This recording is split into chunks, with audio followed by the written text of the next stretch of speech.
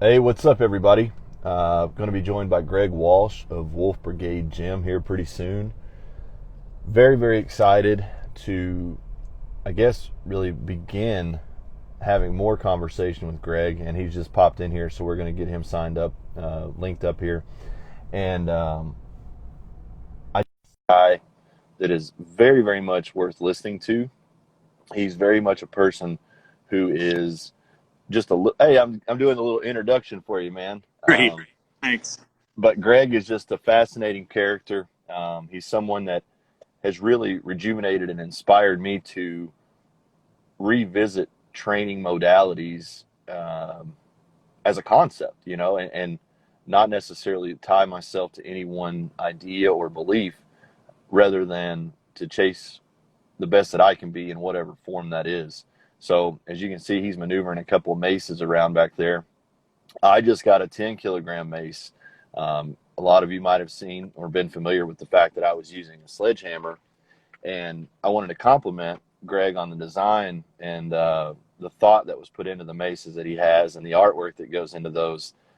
Thank you very much. So grateful to have you here, man, and just want to celebrate the mace. That's what today is about, right? Man, what a cool thing to celebrate. We are huge fans of the Mace. We're not Mace zealots. Mm-hmm. One thing that I think turns people off in strength and conditioning these days, and I think justifiably so, is people that are just so fanatical about one single tool that they eschew the fact that there's a ton of other stuff that makes up the soup. Mm-hmm. And one way we phrased it before is, a hat doesn't replace your pants. A dog does not replace your cat. Your protein does not replace your carbs. So the reality is the Mace, in our perspective, in our experience, is a crucial, super valuable tool, very unheralded, but certainly not the be all end all. But it can make an absolutely amazing addition to anything. The reason I like the mace, as a concept is, like I said, it counter movement is important to me because I've spent so much of my career in, stationary positions where my body was engaged and locked in as hard as possible. And what I mean by the counter movement is kind of the ebb and flow effect of the mace. It can't be swinging forward if you're not propelling yourself backwards to counterbalance this movement. And what that leads to is, like you've shared with me, and one of the goals that you had for me personally was to increase the range of motions that I was working in, to open the platforms to myself to be able to move through different ranges, to be able to move in different ways. Because for 20 years, I had no spinal rotation whatsoever. I had no scapular retraction as far as the labrum getting stretched out and moved around. And getting into the kettlebells was kind of like step one to reclaiming my body. We called this a reclamation project on the phone when we talked a little bit yesterday. So the mace becomes an even further addition to that. And what I like about what you've done and what Wolf Brigade Gym has done is you haven't just utilized it as that thing in the corner that you pick up from time to time and move, haphazardly. You have very, very specific ideas about what movement actually means, the patterns that should be moved up within, as well as the progression that you should see. So I just want to introduce everybody to the mind that is really sparked new fire for me. I appreciate all of that so much, and even just above sentiment, it's just the perspective, and we've often seen equally as much, possibly more than I have. Very, very strong people will often kick something to the curb without giving it its full chance because the pure, unadulterated weight of it is not satisfying, but that's because the position and the attention to detail haven't been matched. And that's where kettlebells and maces both, for us, it's complement, supplement, it's accessory. We lift barbells well, and we lift them heavy, and we lift them all the time. All of this other stuff improves everyone's performance and really, really insulates the shit right out of them when it comes to the heaviest stuff. So for someone like you that knows what they can do at an absolutely optimal level, but also in a very, very ingrained type of pattern, we have to train past intended end ranges or we just end up injured. And you and I have also both been a victim of that. And now it's like we can move people safely through end ranges. So at the end of the day, of course, there's always still risk. We're not playing badminton in here, Right. But you can mitigate these risks with intelligent strategy out of the gate, and that's just a very martial arts mindset towards strength and conditioning, and I don't really see the two as different at all. I think that if we can get to a point, and I don't want to put myself above or beyond the old version of myself, because there was a lot of quality in the effort that I had. It wasn't necessarily the most applied effort, but what I want people to hear about what you're saying right there is, at the peak of my performance is probably the least willing that I would have been to adapt my training. Now, as we know, in a lot of these very high-end athletes, let's just say an athlete like a Usain Bolt, Louis Simmons talked about this principle quite a bit, in that he would take these very high performers and would be able to accelerate them because of new applied forces that they were being trained under. The cool thing about the mace and the kettlebell for me is neither one of them really allow your strength to be the focus of your strength application on those tools. You know, you can brute an 80-pound kettlebell with a shoulder press. Yep. But to move it in such a way that it's intentional, perfectly lined, and repeatable, that's a very different thing, you know. And I've learned that through my own herks and jerks with the kettlebell. You know, some of the things that you've talked about, improving my movement patterns and so on. How did the mace, how did you transform the mace in your mind from just this thing that's sitting there misunderstood to this thing that you have really delved and created a work around?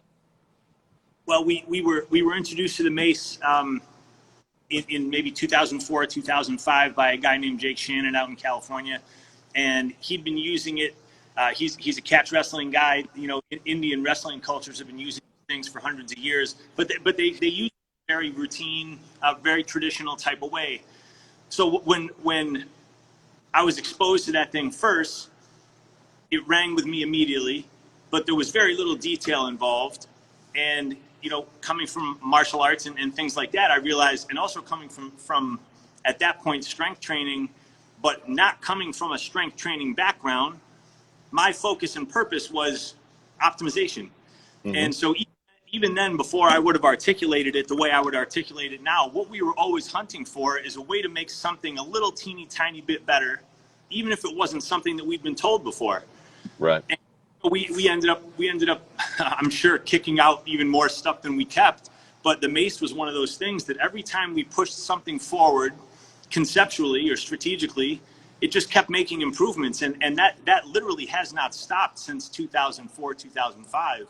And we've just been developing little tricks and standards. And at this point, we've got the instruction down to the point where it teaches just like anything else now. There's no guesswork. We know what the weight standards should be, and we've got people that adhere to them all the time. Unconventional types of people that are phenomenally strong with the mace, and then surprisingly strong with the simpler implements, with barbells and kettlebells and things like that. Well, what about a guy like me who, you know, I don't pride myself as much as I used to in the fact of being strong, but I know that I am strong. You know, I have an awareness that I am strong. No one would argue with that.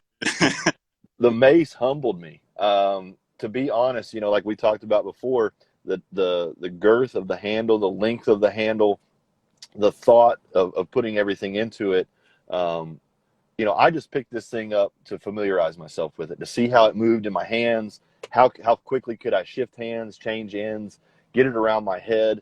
You know, doing some of the traditional just sledgehammer work that I've done, which was hitting a tire, doing the 360s and trying to maintain some sense of control. It was a whole new world for me. It teaches as much about stability as one single tool can teach as soon as someone picks it up. Yeah. And the story that you just conveyed is a very common story for us. And when we're bringing people through their introductory training to get them into primary training here, the mace almost exclusively is the thing that people struggle with the most. And it's basically, you know, we live very linear lives.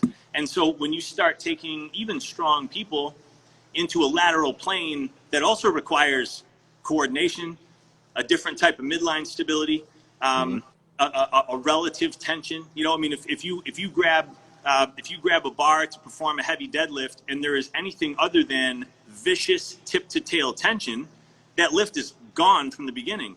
Mm-hmm. With the If you squeeze that thing as hard as you can and fight with it, it will tear your arms off and throw you right to the ground.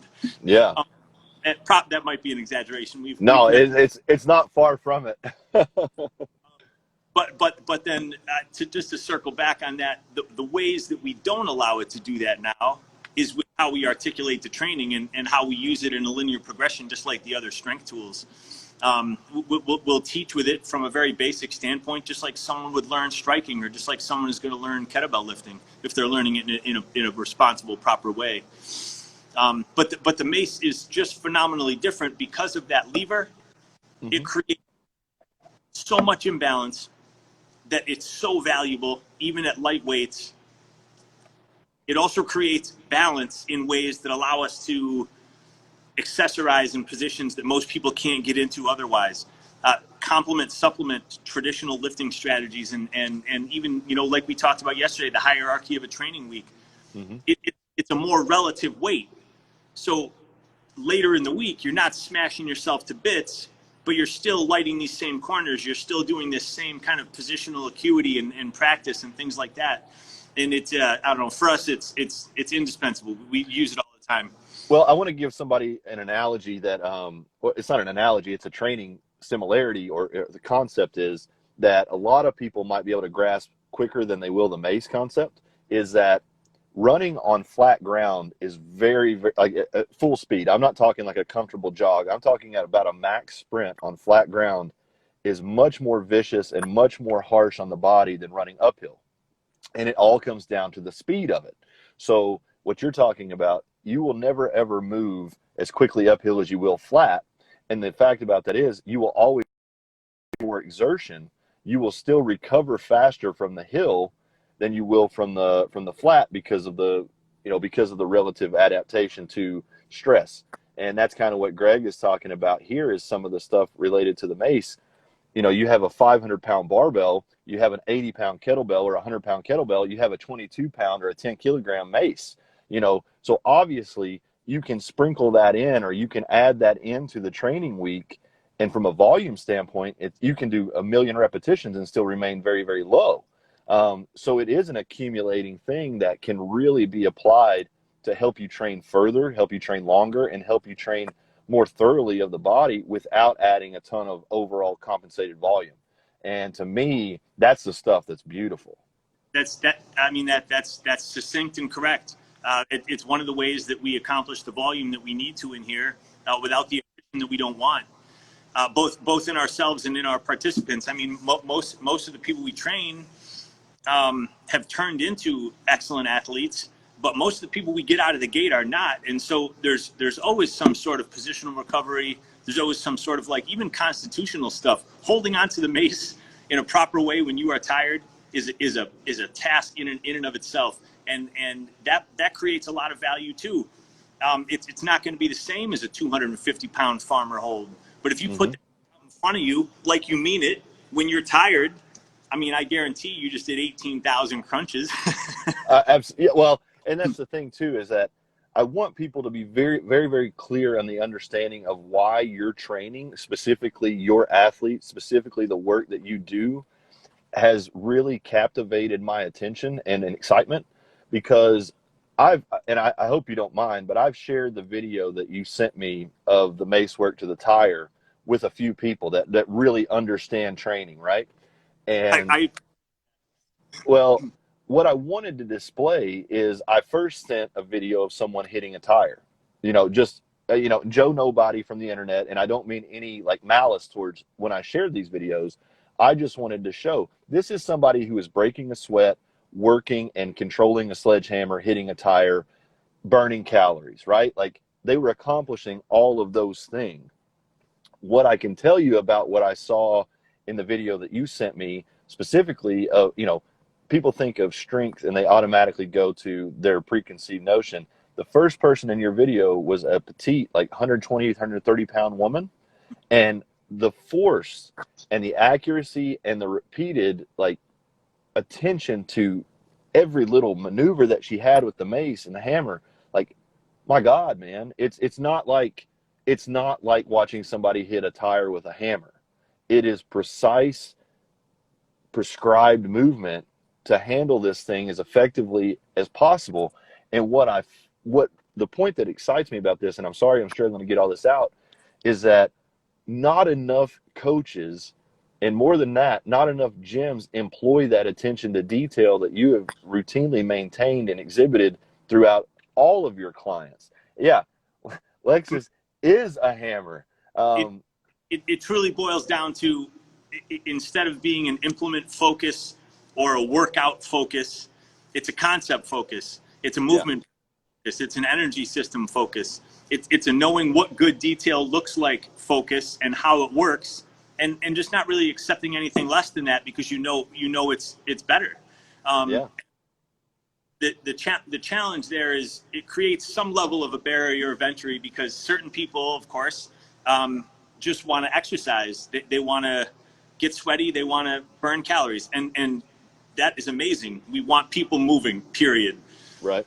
Once that door is open, what I can do after having done this for quite a while now is, the more attention you pay, the better you will get, the longer you will train, the less you will get hurt. And if there's really anything more important in training than those things, I'm not sure what they are. Well, how do you take somebody like me? Okay, you shared some information with me, but I want to share the broad strokes, with people here that might not know, that might be curious after this conversation of what true mace work is like. And listen, I don't think that I want to say stop with a sledgehammer, but if that's all you can get your hands on, by all means employ that. But understand, just like everything, there's grades and there's scales of things that you're doing. I'm not even using the heaviest mace. I'm Well, using a and neither am I. I mean, there are people here that lift heavier maces than me all the time, and if that was a component of my ego, I would be crushed every day. But the medium weight maces performed with surgical precision and violence of action are going to get you just as far if you're doing your other training properly. If all you're doing is a really, really light mace training, then you're going to miss strength components, just as if all you're doing is a strength training and not insulating it with power and positioning and whatever. So it just fills a nice gap, and it doesn't have to be really, really heavy to be useful, because you put 20 pounds on the end of a 3-foot lever, it's heavy. What was the length of the handle? Was that something that you kind of fell into accidentally, or was it something that as you got better, you formulated and needed a longer limb? I'm going to grab a few things. I'm not leaving Please.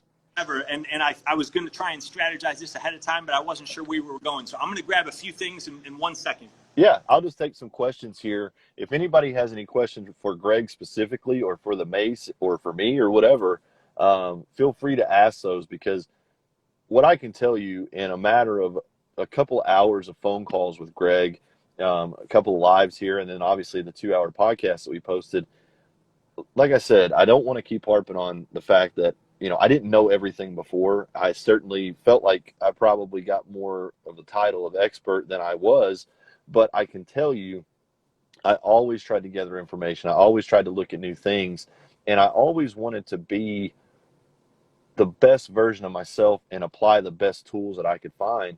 And for a long time, my excitement level just kind of leveled off, because I wasn't finding a whole lot of new information that was exciting and that was going to generate new movement. And then, Casey is, up in Rochester as well. And he was telling me about Greg a couple of years ago, and I looked and I saw, didn't understand, because like I said, I was on top of powerlifting when I was first introduced to your gym. So I didn't understand how a mace was going to be the ticket. But now that I have used the kettlebells and seen the value, not only to my body composition, which I think that's what most people note, what people will never understand is how my knee doesn't hurt in certain positions anymore, how my back has some fluidity and I can rotate my spine. I have the ability to turn my neck without pain anymore. And I think causation, correlation, the kettlebell was the gateway to that door to starting to move again with freedom. And then to add the mace into this, I'm just excited all over again, because these are new modalities that, when you're in one level of something, you think, that's just weak. That's hiding from the strength that I have. Yep. There's no way that I could replicate some of the maneuvers that your lifters do there at half the body weight. You know, you have 110, 120, 130 pound female. You know, I'm 220, 230 pounds now. You're talking about somebody doing, you had a 150 pound woman doing 150 pound kettlebell squats, correct? Sure. Yeah. Sure. You know, it's commonplace for you. And it's for somebody like me who is just new to all this. It's so impressive. It's the lifts that you're doing, 100-pound Turkish get-ups with 100-pound. I mean, it's awesome work, man. I mean, I attribute it to a few things. One is obsessiveness. My OCD has some unfortunate results, but it also has a few positive ones. But what I mainly attribute it to is building the power source correctly. So if you're properly building the power source, the extension cords are going to do whatever you want. And realistically, if all you're doing is lifting a barbell, you're getting absolutely stronger, but the compensations are different because you don't have to stabilize very much.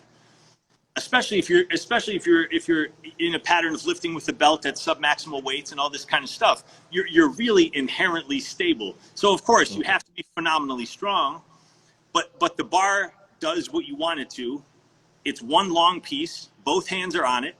And so there's an inherent stability there that makes it valuable for certain things and less valuable for others. And then that's where the kettlebells and the maces sneak in. Is I believe what you're feeling now in yourself is an increase in tensile strength. Yes. So your maximal strength was off the fucking charts, man.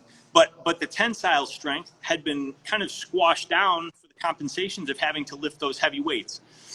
Now that you're starting to reopen those patterns, your movement is going to improve. And I mean, I can attest to that personally. I can attest to that with some really, really clunky folks that we've seen over the years that now just move in this really fluid, incredible way that's, I mean, I see it every day and it's impressive to me every day to see someone far older than both of us performing Turkish get-ups with weights that most people have never even picked up off the ground. Man, I'm glad you didn't say it out loud because it would have hurt my feelings.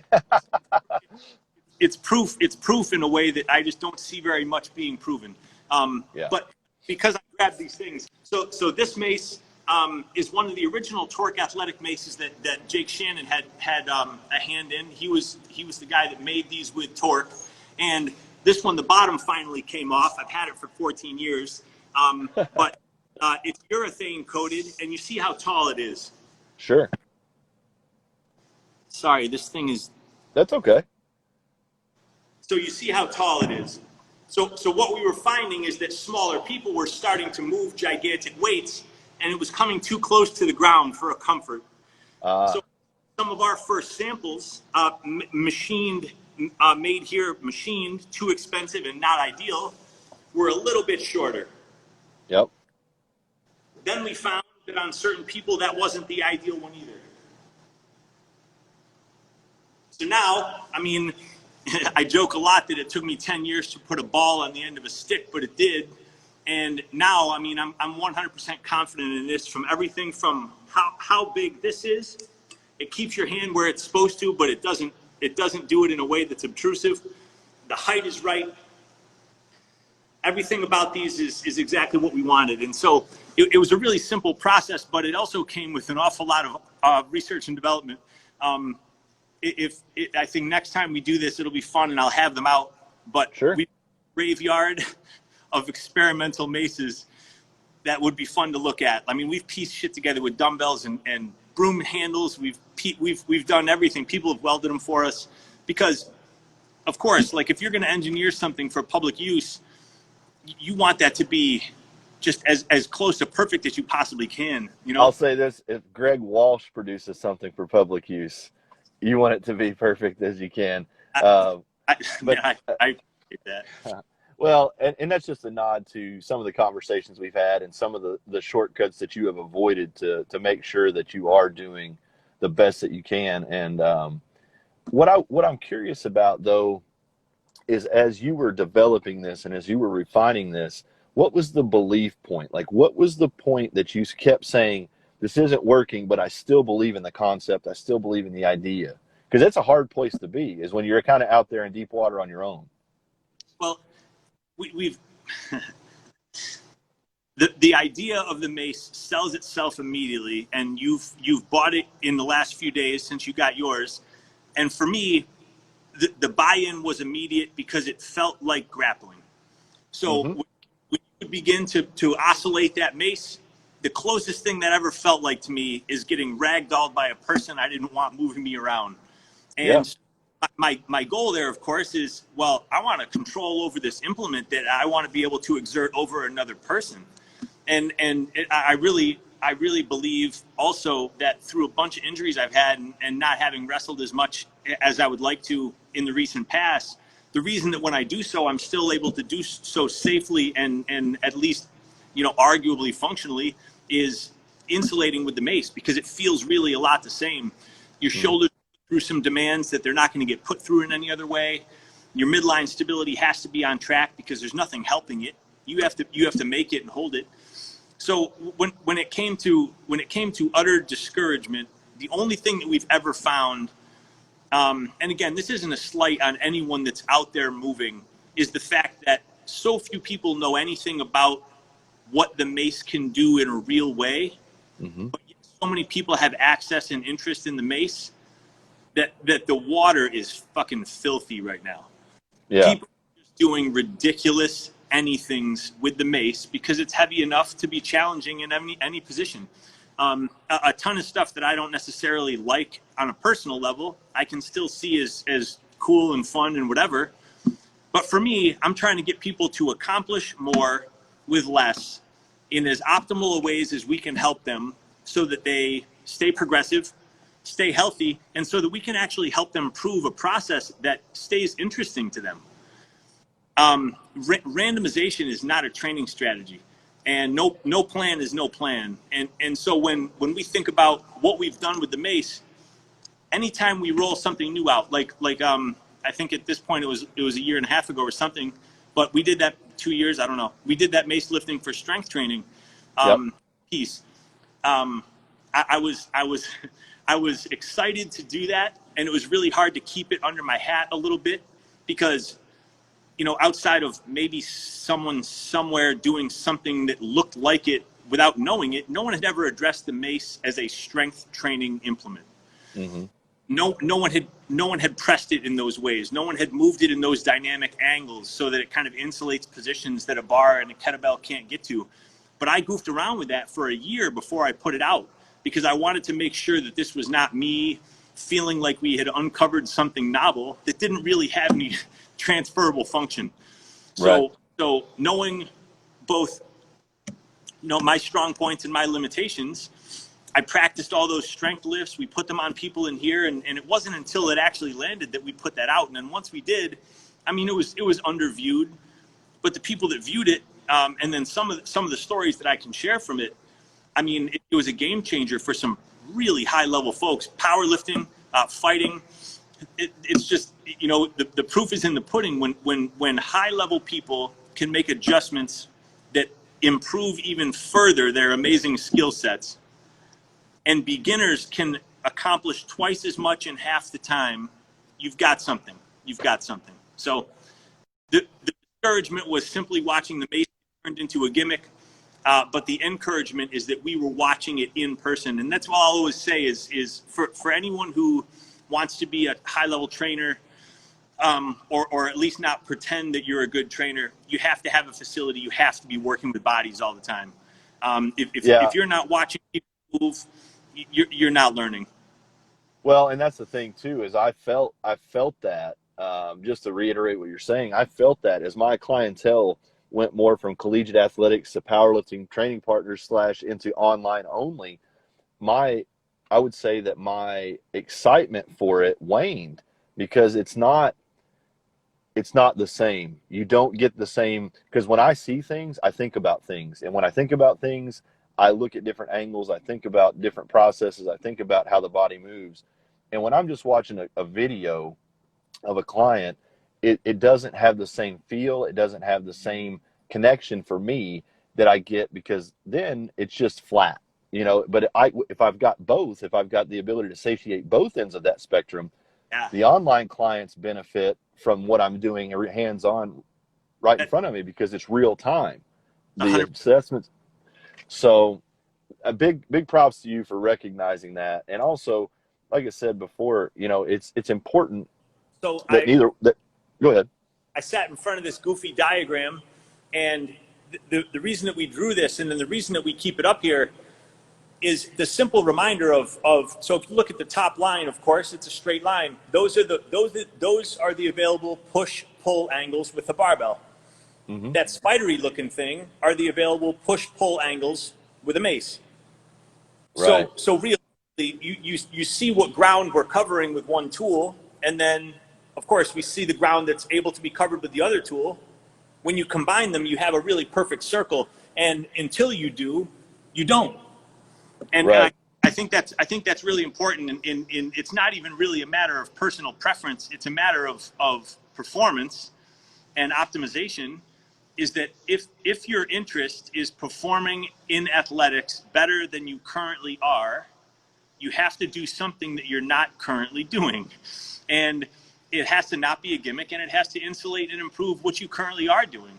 And really, I mean, I think if we had trouble getting something to land, it's exactly what you stated earlier. People with a specific level of maximal strength will often turn their noses up, and a lot of times they'll even say stuff they shouldn't say to us on the internet, because certain things that we do are looked at as more of a gimmick, or people miscategorize it as some sort of CrossFit-y something or other. But the reality is, it's just a dissection of strength training in a way that no one's done yet. Yeah. Well, man, I want to, like, what should I do moving forward? Because I'm going to go home and I'm going to play with the mace here in a little bit. I Yep. want to know, like, when I walk in the garage today and I pick this thing up, what would your intention be? And I want to comment on something real quick. In Stout Training Log, mentioned Donnie Thompson using the kettlebells for the inclusion for his powerlifting. 100%. And I can tell you, Donnie was a big influence on me, not only as a powerlifter, but also on his willingness to try the kettlebells. And when I started doing the kettlebell work, he actually encouraged me to keep going with it. So I don't think that there's any disbelief by the people that are doing the right things. If the people that are strong are finding these things, you might want to look to those people. And I'm not trying to include myself in this, but I'm saying the right people that have had enough injury, put up with enough bullshit, start looking for new answers. And the same kind of thing that you're talking about is the same kind of thing that he was talking about. Here's a good question for you, Kevin. Kevin Smirking Logic. What's a good starting weight with a mace bell? And then to my other question, what do you want me to do when I go home and pick this thing up? So those questions are both great, and they're both really simple. The answer to a starting weight is lighter than you think, because chances are pretty good that it's going to find something that you don't think is there. There's a value to heavy mace lifting, but just like with really anything, it's got to be earned in a way. We've had people try and start out with 16 kilogram because the idea of 30 pounds doesn't sound heavy to them. While I agree that in a lot of capacities, 30 pounds is not heavy, in this particular one, it's heavy. And so we always recommend either 8 or 10 kilogram to start, unless someone is just a true phenom. Like if you are just a preternatural mover who understands physical culture and has a pretty specific directive for the mace, start with a 12 or something. I've never seen anyone that needed to start with anything heavier than that, especially when you add the strength side of the mace in. Yep. Some of the rotational stuff, if you're strong and you force it, it will swing. Some of the strength stuff, when you start shortening the distance between your hands and getting into some of these angles we'll look at in a second, good luck. Yeah. So start moderate, scale up. And just to touch something quick that you went back to earlier is, if what you have right now is a hammer, if what you can get your hands on is a Tinker Toy On-It Mace or some Lincoln Log put together thing, whatever you want to do to get that groove greased is a great choice. Yep. It's a gateway drug, but when you want something that's going to last forever, that you can hit shit with reckless abandon, and something that was made by hands that actually know what they're doing, then people come find us. So Yeah. to answer your other question, which is what to do next, the assessment is really what we think. And so it's old and it needs some retooling, but the definitive Mace 360 tutorial we did a few years ago still holds water in every way. And the main things with the Mace, if you're going to do 360s, is to make sure that you have both the overhead and the behind the body positioning to do so without hurting yourself. And so, let's see if you can see me. Oh yeah, this is what I really wanted. I wanted to see you showing this thing how to go. And so I did. So I did something intentional, and I never know if this is a good idea or not. But I'm cold right now. I did not warm up, and Sure. so what you're going to see is what my overhead position looks like for a moment, and then what it looks like after a moment. Sure. So when we're assessing the position in the back, if someone can't get their hands behind their head, I'm not sure why that thing keeps doing that today. It's probably tired. If someone can't get their hands behind their head and then extend them straight up,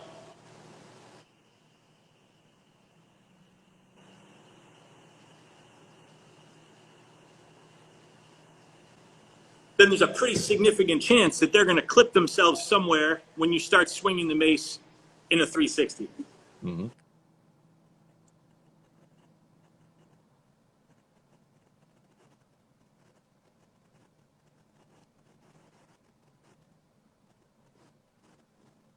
So when we talk about assessment prior to the swings, that behind the back hold and press is a great one. The back pendulum, which is just initiating the swing and then pulling it over once it floats up past parallel, is the next assessment. I'll do one of those. That's harder than the 360. People like the 360 because it's fancier looking. If you get the back pendulum hard, fast, crisp, the 360 is a piece of cake. Mm-hmm.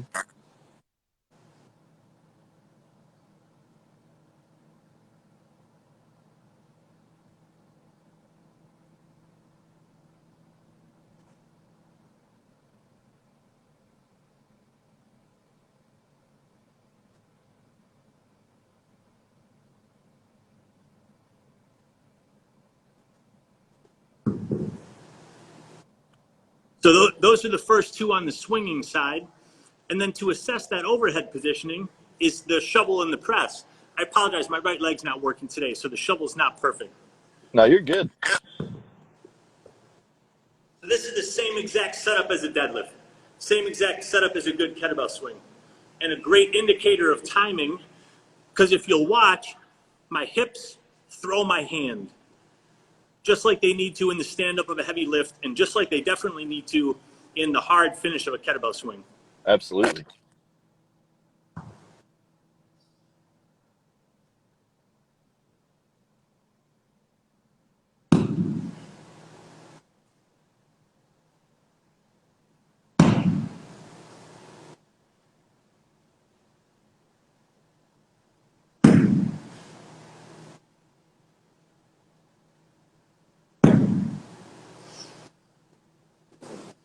So once we're over there, then the game is press. And press on those weird angles in the spider diagram behind me. Can you see me? Yep. Let's do this. Better? Yep.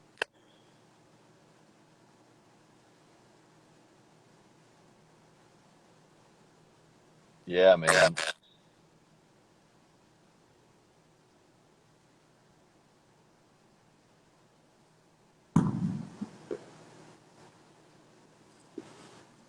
I'm literally excited right now. Absolutely excited. the sneakiest part about all of it is going to be the only limitation to how narrow your hands can get in the presses is that bottom arm staying straight. Mm-hmm. So the arm at the very end of the mace has to be able to drive 100% straight. But that being the case, the top arm can come way down the mace, and it gets so heavy. Just watching the movement right there, I did not get in perfect positioning like you were, or close to perfect. But just some of the movements that you were doing, I was playing with. Not a good time. I mean, it was so humbling. and you're sitting there, your brain is saying 22 pounds, 22 pounds. It's the kettlebells were the first introduction into removing the expectation of weight. This is something just beyond that, because like you said, hand positioning matters. The straightness of your arm matters. The erectness of your chest matters. The spine, the twisting. Well, and I guess if there was a third tip to that spear, it's going to be getting yourself really familiar with the violent rotating weight by doing the pendulum in the front.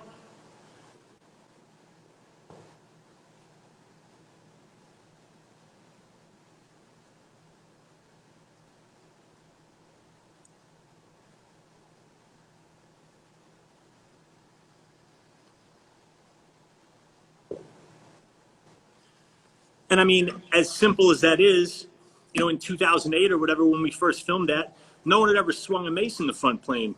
Right. And so for us, it was okay. This is really tough, and you feel it in ways that are really provable and simple. But the other thing is, it's a transition to get into the other positions. So it's just like kettlebells in the sense that, yeah, you want to lift them, but simply lifting them right doesn't mean you're lifting them well. And with maces and kettlebells, that's the other thing that we like a lot is there's a very martial appearance to it when it's done right. It's like watching excellent striking, or it's like watching a really fluid grappler or something like that. So that was no small component. Also, is how do we link all this stuff together? And then that's where the front pendulum got us there. It teaches those interesting moments of clarity, those interesting float points. And if you fight with them, it doesn't work. And if you don't fight with them, then it does. So, I mean, at least some good starts there, I think. No, I think it's awesome. And I think it really leads me to ask myself more of myself, honestly, like, how little have I actually trained myself well? And it's this weird paradox, because for 20 years, I delved into this thing to try to be the best that I could. And it's like, if I had just touched on any of this. That's a rabbit hole that I go down at least once a day, and it doesn't serve me anything. There's, if when I had fallen down a bunch of stairs when I was 18, I would have gone and gotten an MRI right away, I probably wouldn't have had back surgery in 2011. But I didn't, and so that's where we are. If I didn't break my wrist riding BMX, I wouldn't have goofed around with kettlebells in the way that I did, because I didn't have a barbell front rack. So it's everything we've done. I mean, not to be a fucking meme, but like everything we've done has brought us to where we are, and that's where we are. Well, dude, I think that's a perfect place to end it. We're going to definitely podcast on this, because I'm going to familiarize myself with this. We're going to talk behind the scenes. And yeah, I think if we can get some people interested in training with a hammer, with a mace, if we can show our process of how we go about this, man, I think it's important. I think the work you're doing and at the level that you're doing it is important. I cannot overstate my appreciation for that. And I also cannot overstate, with humility but confidence, the fact that I know for a fact anyone that applies the stuff that we've been showing for years and is available for free everywhere will improve, period. The end. Story's over. And the reason that I can say that so sincerely and truthfully is that we have seen it on every person ever. We've seen it on competitive, high-level professional powerlifters, professional fighters, professional action sports athletes, absolute beginners to fitness, people with broken down bodies, people with overhead surgeries, people with I mean, every different restriction and advantage has been on our plate, and just well-proven, simple details have helped all of them. And I attribute all of that to addressing strength and conditioning like a martial art, because, the goal for us has never been simply lifting the weight. That's just not what we do. Well, and I think that's a amazing jump off point, because it's like, I think that athletics have taken a different role through this lockdown, through COVID. A lot of people have asked, what am I training for? Yeah.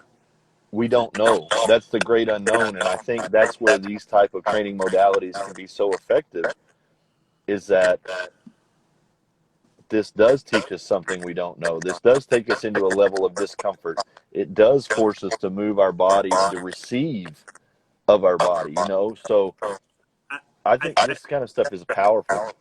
I think that's a really excellent endpoint also, because now that people have maybe less access, but very likely more time, if the goal is progress and the goal is adaptability, and like you said yesterday, the goal is to be a little bit more dangerous, these are strategies that since the beginning of Wolf Brigade and even since back in CrossFit Long Beach, were our prime directives. We've always built the programs and the practice to be able to be done with as little as anyone has.